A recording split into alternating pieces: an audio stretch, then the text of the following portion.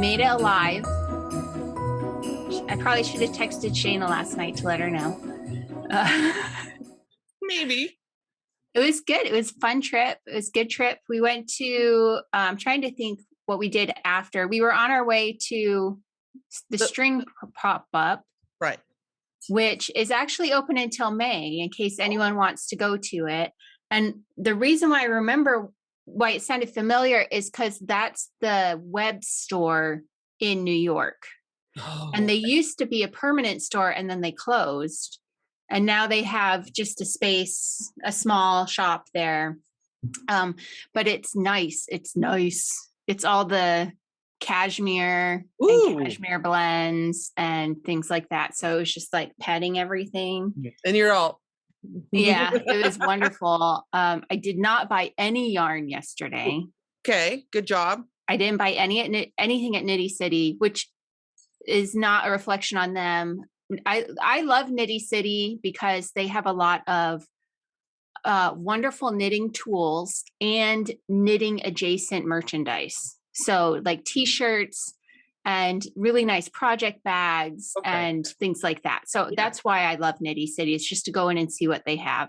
Yeah. And I did. Yeah. So anyway, the string one, it's a beautiful little shop. And they had a guest, what is it? A trunk show. They had a trunk show by someone who makes lanolin lotions and things. Right. So I got some of that. And then I got like a little tin and it had a sheep on it. And it was like the butcher thing, you know, where they mark off like the shoulder, except it was like cabled sweater, pair of socks, I've seen those. Yeah. Yeah. So that's what I got there. And then that's cute. And then we were like, well, let's go have a quick dinner because I was going to be on the train, until like 10 o'clock. So we found just a little restaurant that had it was like a pub. It had a bar in the front and a little restaurant in the back. And we had Caesar salad and mozzarella sticks.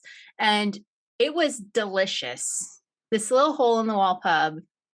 I'm like going to the store after this to get stuff to make Caesar dressing. I want to have Caesar salad every day for the rest of my life. I don't know why it hit me so well yesterday, but it did. Because you just wanted that after your Carby Christmas. Yeah. Yeah. It felt good. Good. So then it was time to head to Penn Station and we ended up going the wrong way at first. What? So New York has. You were with Shayna. I know. She's the one that's supposed to be like guiding you and okay, this does not instill confidence here. New York has blocks, they're very long and narrow blocks. And we went 2 long ways the wrong way. And so then we had to come back. So anyway, after that, once we realized that we were fine, we were like, yeah, we're doing it. We're getting there. Right. And then you get to Penn Station and it's like, these tracks are this way, these tracks are this way, but they don't have a board telling you what train is at what tracks at that point.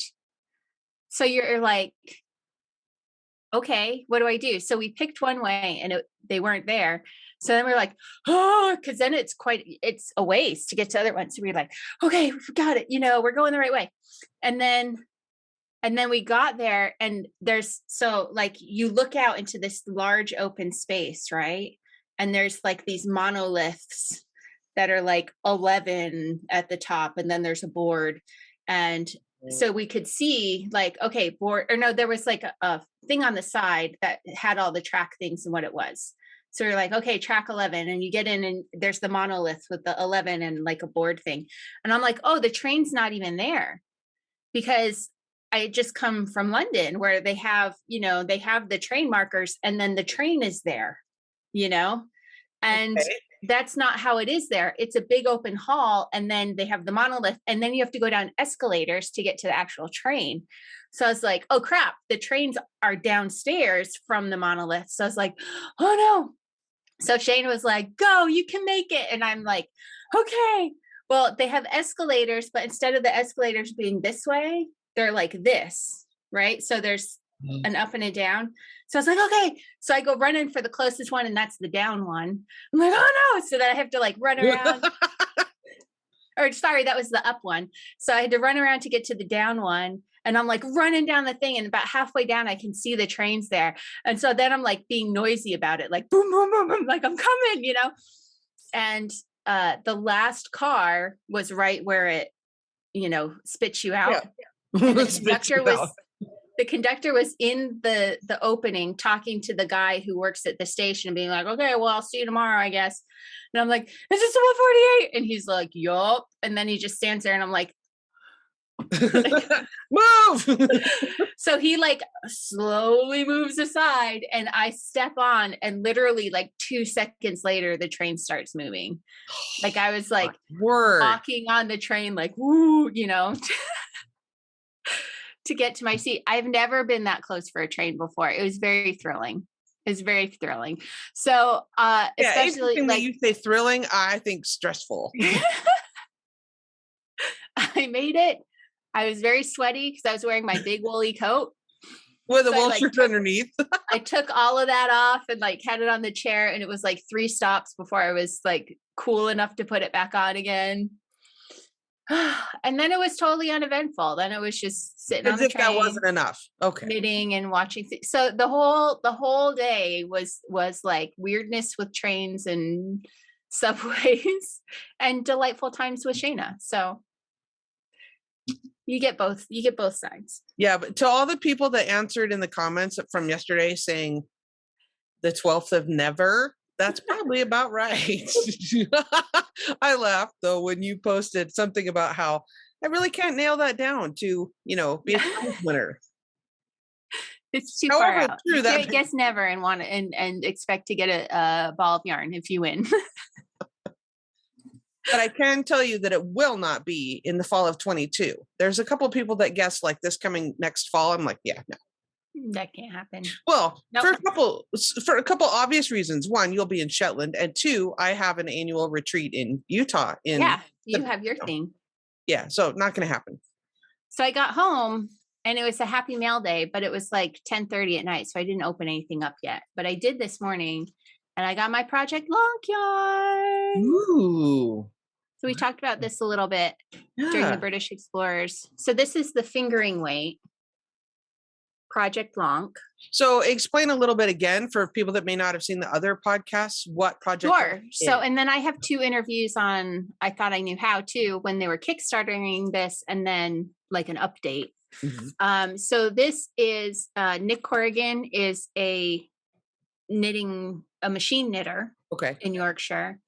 And Ed Sutcliffe and his wife have a wool farm, a sheep farm. Yeah. And Nick was looking for local wool, and Ed was looking for something to make his farm more profitable. Sure. And they teamed up with Zoe Fletcher, Dr. Zoe Fletcher, who is the woolist and who helped them like fill in the gaps in their knowledge of how to get yarn produced. Right. And magic. They had a Kickstarter that was like 5 times funded, 6 times funded, something like that. And they were able to produce the Lonk wool. And then Ed's wife, who I want to say Laura, I'm so sorry if I have that wrong. She has Whiteface Woodland, I want to say. Again, I apologize if that's wrong. They were able to get that process too. And they have the funds to do next year. So now it's like they made enough to do it, and they made enough to perpetuate it. How cool is that? This is a small rare breed yarn from West Yorkshire in the UK, and it's Lonk. I would wear it against my skin. Some people might not want to, but it definitely would be, for a layering piece. Yeah. They did some that were naturally dyed as well, but those sold out super quick. Oh yeah. There is a little bit left of this clip, but if you want to get your hands on some, I would get on their mailing list for next year, because it really was a very popular project. Nice. So they have changed their name now to Wool Circle. Okay. So if you look for that on Instagram, if you go to my page and go to following and search for Wool Circle, it'll come up, because there's someone who's like, there's an underscore in there and whatever. But that was exciting to get, because that was, months ago that the Kickstarter happened, and finally came in. So I hope you get a nap today. That sounds stressful. Probably not going to happen. It's life. I know. Yeah. I have to go to the grocery store and get stuff to make Caesar salad with. So it's going to And be a busy day. stay away from the crackling oat brand. Yeah. Oh man. So people are commenting about the crackling oat brand. Like some people are like, yeah, we've had shortages of it where we live. Someone else was like, I think they're discontinuing it. And I'm like, that better not be happening. And then I Googled and I found something saying, yes, there is this shortage, but then you pointed out it was a post from 2017. So now I'm like, what is happening? I don't know. I have a box and a half in my house if anyone's desperate enough to come and track you down in Connecticut. come and get it. Okay, I am not going there. Don't worry about me. If they're discontinuing it, I can sell it on eBay for like $30. Probably the unopened one. Yeah. I don't know though. Happy and crackling over. It's called crack. It's got crack right in the name. That's all I'm saying. Yikes. I mentioned yesterday that I had different colors for my cable trellis. So I have. Because you were going to be the opposite of me and you were going to do maroon. Ooh. So this is my fade that I'm doing. I'm starting over here with this purpley one or like maroony one, and it'll fade over to this blue. And then I think I'm going to be a little bit short. So I'm going to put this pop of pink at the bottom of the shawl. And then this is the main color. This is Daylights by Harrisville Designs. Sorry. Yeah. And it's American Cormo yarn. So this will be the cable's main colors in between colors with all that. And then you'll have that fantastic fade in the back. Yeah, I'm pretty pleased with that. So these colors, all these colors were going to be a fade shawl. Right. But I got several fade shawls. I don't need another fade shawl. And then these two are leftovers from my painted bricks shawl. I don't know if anyone saw those. Well, that's in your main picture at the front of the video.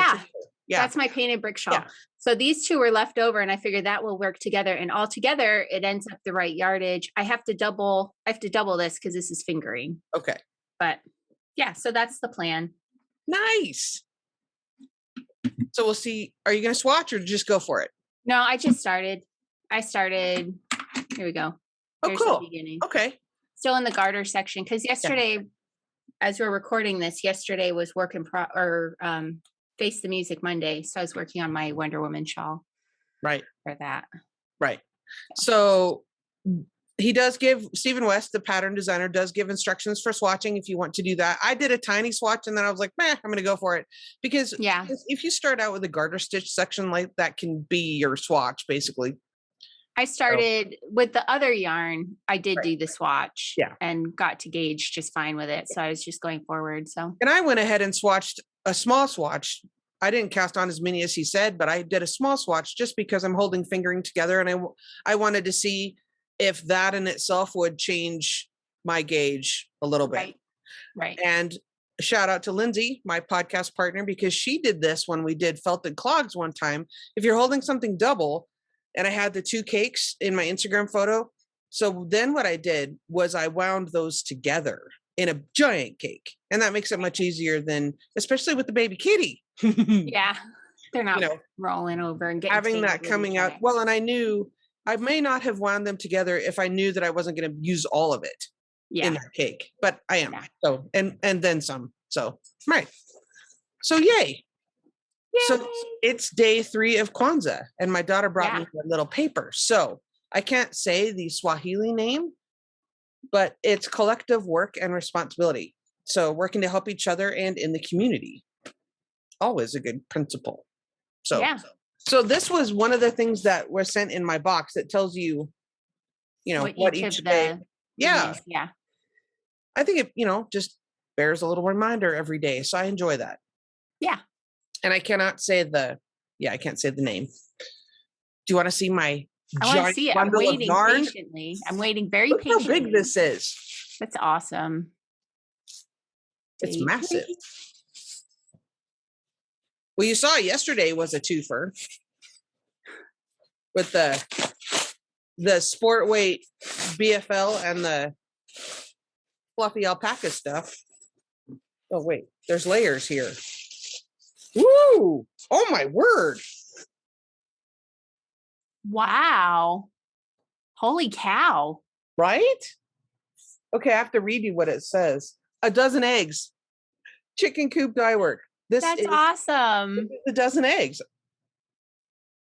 6, 7, 8, 9, 10, 11, 12. Sure enough, it is. And look at that. Look at all these colors. That's so cute. I love that. Oh, I do too. This is DK, 49 yards each or 20 grams each, 588 yards total in wow. my hand. Wow. That's awesome. That is fantastic. So did you said yesterday that she sent patterns along too? A bunch of them. Yeah. Is it like one pattern for each day, or is it like there's choices? There's an envelope that I haven't investigated entirely yet. However, there's some photos, then there's some printouts, and it's got a code for the Ravelry. Some are crochet patterns, some are knitting patterns, and then there's a download code where you can go get it electronically. Oh, perfect. Right. I love when designers give you the electronic code. And this is super soft. This is 100% merino. So nice. Love it. Love it. Wow. Okay. Should I do mine or do you want to do your day 4? How Stephen Westish is this? That's very Stephen I'm Westish. Just saying. That would be a perfect painted bricks. You just get a solid, put it with a black or a gray or a white or whatever. Or the in-betweeny. And those are your bricks. This gives fantastic pillow. I kind of don't want to open it because I'm like, you just have a little nap on it. Yeah, I've had a rough morning, so I could use a nap already. It's only 8:20. Yeah, but the pellet stove wouldn't light this morning, and it was 8 degrees. Even the pellet stove was too cold to function. Then I'm in the shower, and all of a sudden the water stops. And I'm like, crap. What happened? We recently installed a new whole house water filter. And then when we did that, it lessened the water pressure considerably. Okay. Yeah. So unbeknownst to me, my daughter was filling up a 5-gallon bucket of water to take outside. She was filling it in the tub and and she had started that just about the time I've got shampoo all over. Oh, no. So I stood there and waited a few minutes and, I came back, but I was like cold and I was like, yeah, it's no big deal. It's just been challenging. I'll have to go investigate the stove issue. I don't know. Yeah. Okay. You're still getting caught up on the Kwanzaa thing. So you have to do one more day. So you're caught up. So it's actually, we're recording this on day 3, but it's going out on day 4. So tell us what day 4 is. Okay. So day 4 is, again, not going to try to say the Swahili word, but it's all about cooperative economics, meaning working to build shops and businesses. So to me, that means, like I said in my interview with Carol, to me, that means, shop small, supporting small businesses, voting with your dollars, choosing where you spend your money, carefully choosing where you spend your money instead of just going to the closest Walmart. Yeah. Yeah. For sure. So if you can at all, and I realize some people don't have a lot of options if they don't have very much in their region or they don't have transportation. I realize I understand that's more difficult for some people than others. So I don't have any judgment about that because it's individual. But if you have the option to make that conscious choice, it's important. Yeah. Anyway, day 4 actually has 2 bags. What? Right. Let's see it. Now, why? If it's both yarn, why would it be separate? So is it yarn and something else? Very curious. Okay, show us. What is this? I'm working on these baguette loaf bags here are perfect. Woo!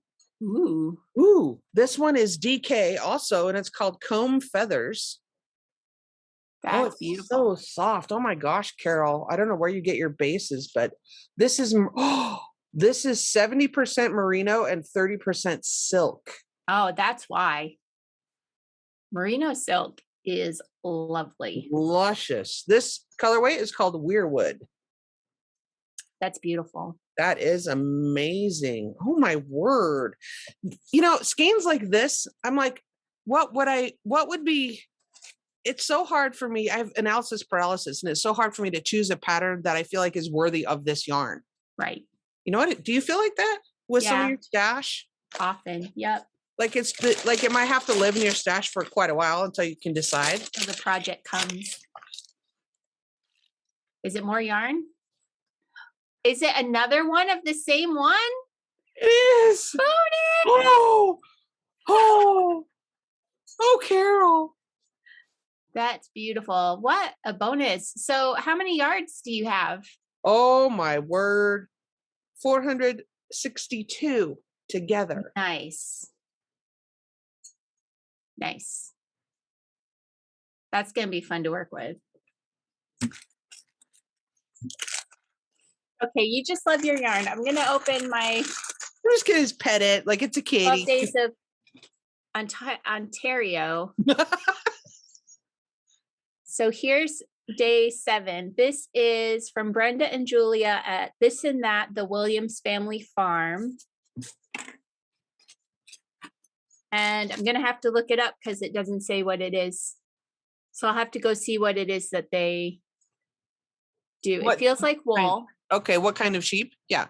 Yeah, I'll have to look up what kind of sheep they have. Okay. So, but that's like a nice chocolatey brown. So I'll look that up later. Okay, day 8. It's more Twin Oaks. Ooh. Yay. This was grown by Betty, Jamaica, and Rue. It's a DK3 ply. So again, from Twin Oaks.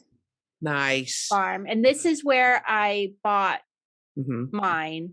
I'm not sure if all the farms participating are also selling the kits, but I know Twin Oaks has them, and they do still have just a few more in stock. Right. So and I did put the link. I do have the link down below in the video description to that. Yeah. Right. Awesome. So those are my yarns for today. And I actually have, let me show you real quick. So this was grown by Clover on Twin Oaks, and this was grown by the other sheep. So you can see the difference. Yeah. That different sheep make. Sure. Okay. That's my yarn for today. Excellent. Okay, so you have one more. I do, because we're still opening the National Parks New Year Countdown Calendar. So this is day 29. And this is still the Bryce Canyon National Park. And this is from Mary at 29 Bridges Studio. So she's our interview for today as well. So try to get into the little envelope here. There's something kind of rattly. Ooh.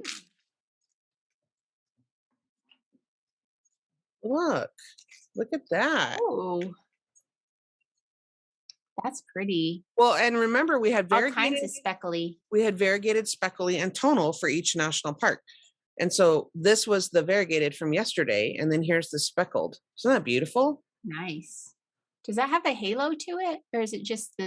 No, it may just be my lighting. It's a 75/25 merino nylon. Okay, that's lovely. That is pretty. I mean, a whole skein of that for socks would be fantastic. Yes. Yes. And there's neat little honeycomb. That was what was rattly. Yes, there's two of them. Nice. Right. On her. Oh, and a coupon, 10% off your purchase of $50 or more with a code. Yay. Woo-woo. That's very nice. Thank you, Mary. Before we launch into Mary's interview, I know quite a few people have jumped over to my Instagram and been doing the yarn Stash Destash. Yes. Which is awesome. So so day 2, a couple days ago, was to clean out your project bags. Right. People found keys they'd lost. People found missing receipts they'd been looking for. People found like they'd come short on projects and didn't realize they still had yarn like in a bag somewhere, so I'm like, awesome, this is working. So yesterday was to deal with any UFOs that were in the project bag, and today we're actually dealing with the notions that were in them and making ourselves little notion kits. So everything's all together. So you have them. So you have your new stitch markers. You can put them right into a kit. So you have it when you need it. Nice. That's what we're doing today. Cool. Okay, so people Awesome. can find out about the Yarn Stash Destash. Follow your Instagram. All of Yep. Anne's links are down below in the video description Down as below. well. Yeah, come join in. It's been fun to see so far. Cool. Yeah. All right, so we'll get over to our interview with Mary, and we'll carry on tomorrow. We still have Awesome. a couple of 2 days more left. days. Yeah. 2 more days. Okay. Bye, Bye. everybody. Hi, Mary. Welcome to the podcast, and thanks for joining us this time. Thanks for having me. It's so great to be here. Yeah. So let's start with that. We were just talking about names of things. So tell me, what is the origin of the name 29 Bridges?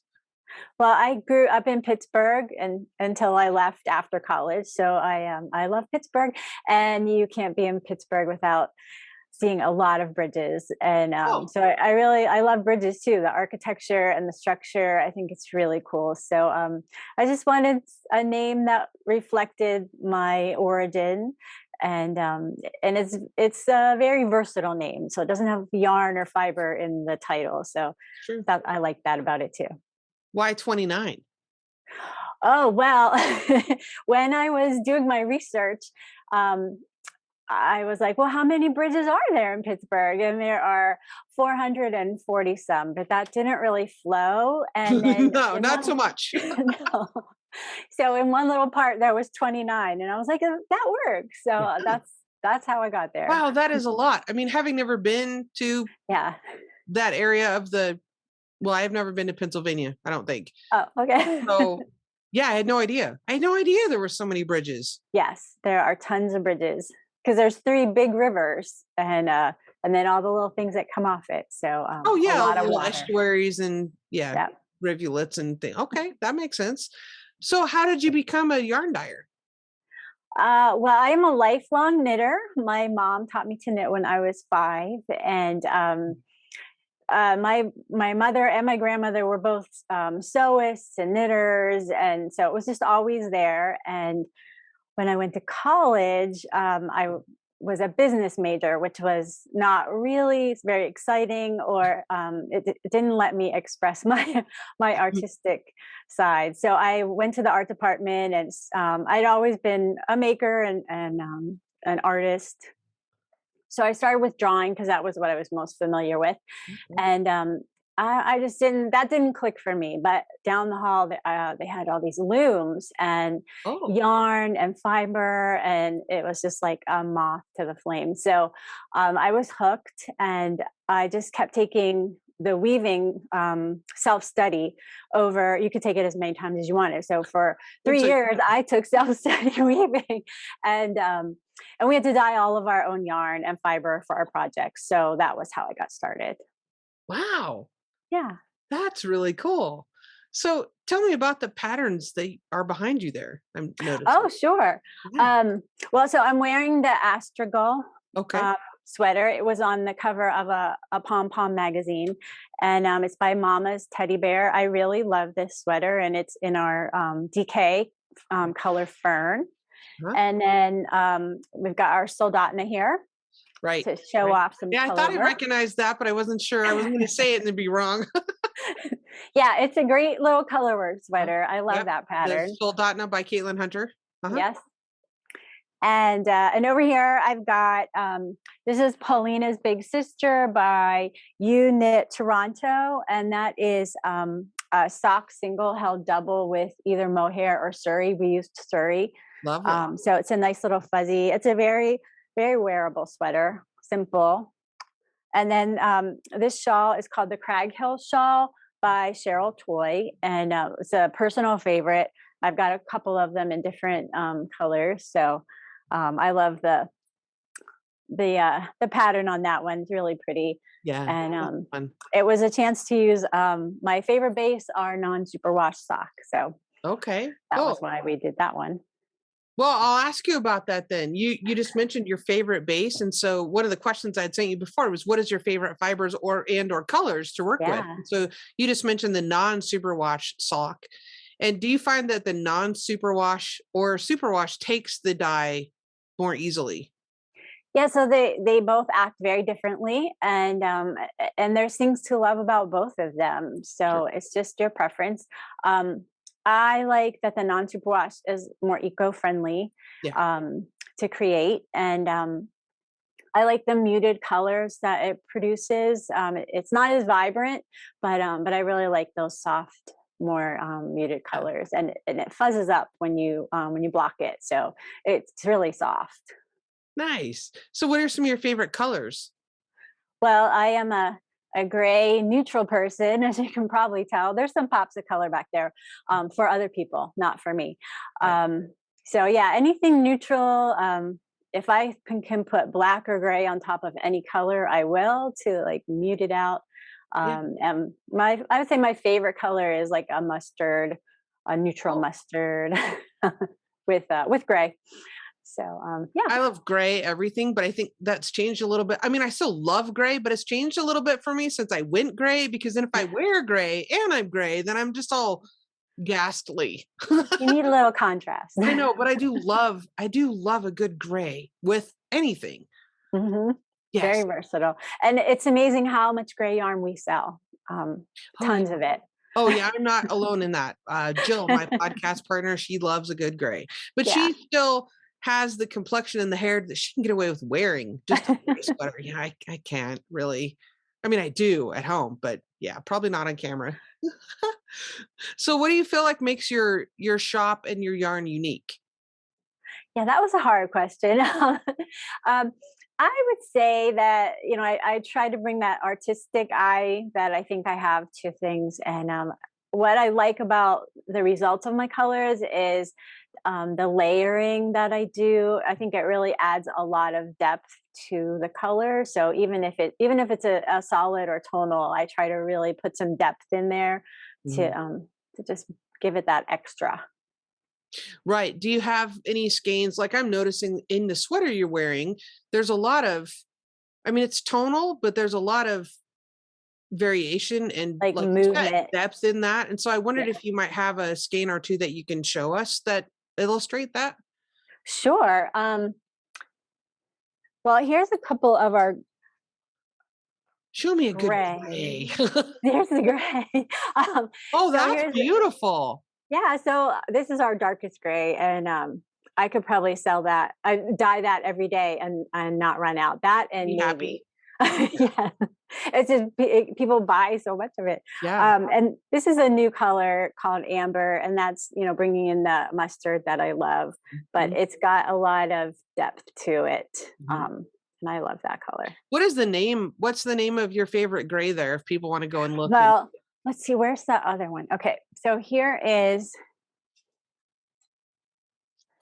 we have 4 grays, and we've got carbon is the darkest, and then it goes to hot metal, which is a bridge in Pittsburgh, and Oxford and storm.